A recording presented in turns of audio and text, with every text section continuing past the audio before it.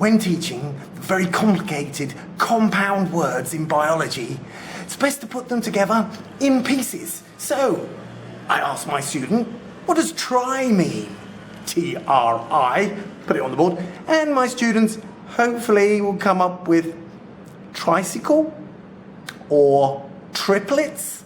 Tri means 3. And I say, but what means 2? What if we've got 2 phosphates? So I've introduced the word phosphates. If you've got 2 phosphates, what's it going to be? So we might get bicycle and bi, and then I'll steer them in the direction, because there's Greek and there's Latin, and we use both, but what I need for the phosphates is di, the diversion, but I don't usually mention divorce. Diversion, 2 ways. Any other di words, and then someone might say it and I'll go, we're not going to say that one, because it's a bit scary, and it might upset people. Anyway, 2 di. So, adenosine triphosphate and adenosine diphosphate. Which one's got more phosphorus? And very easily my students will go, oh yeah, Mr. Stevens, I know. It's the triphosphate's got one more. Okie dokie. So that's good. I've introduced, by doing the parts of it, the words that are important. And then I say, what's this stuff about? It's in biology. It's in cells. What's it do? Any I know, usually not. I'm quite surprised, even a little bit upset if someone knows the answer to this one. They've been reading too far ahead in the chapters. So I say, well, it's an energy store. You, by eating food, are putting more energy into your system. And this is the little storage.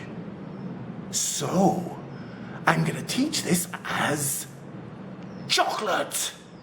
So if you've got a little bit of chocolate, you might keep it in your pocket. 1 square. Okay, it's a cube. I'm going to call it a square. 1 square of chocolate, you keep it in your pocket.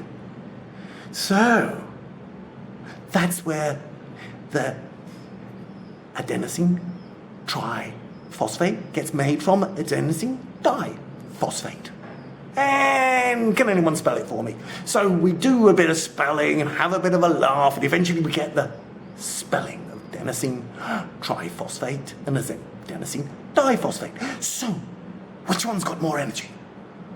And, they have a guess and a laugh. And then, triphosphate is the one with more energy. Because we've done it as a class, rather than me just monotone telling them the triphosphate has more energy, the diphosphate adds a phosphate to make.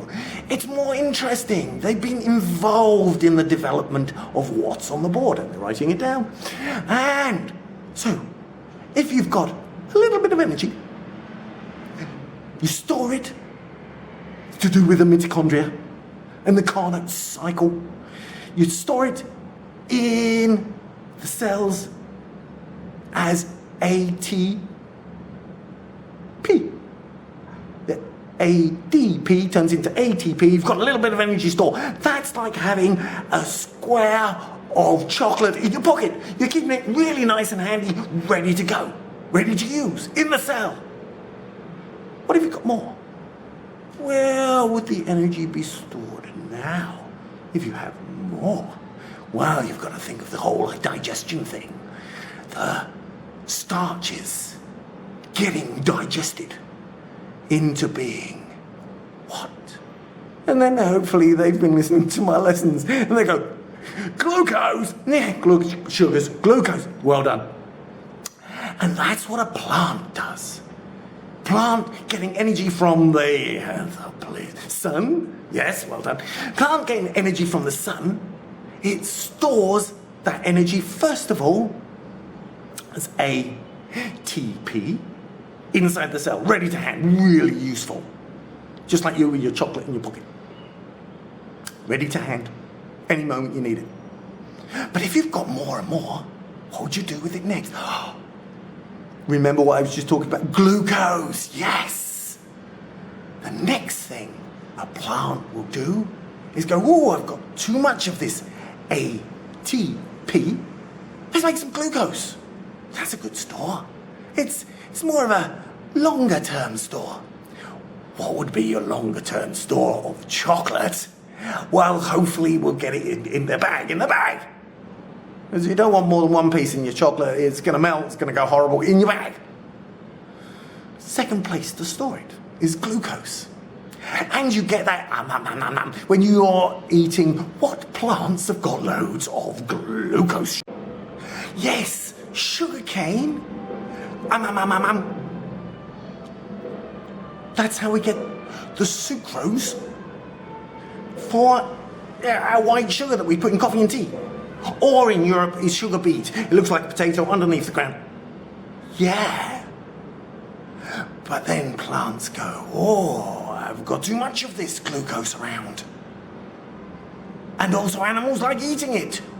What should I do to store it next? Starch. So, yes, that's how potatoes are made, and carrots and other storages underneath the ground. Turnips, right, we'll make a list. So hopefully my students will remember several root vegetables that store energy for the future.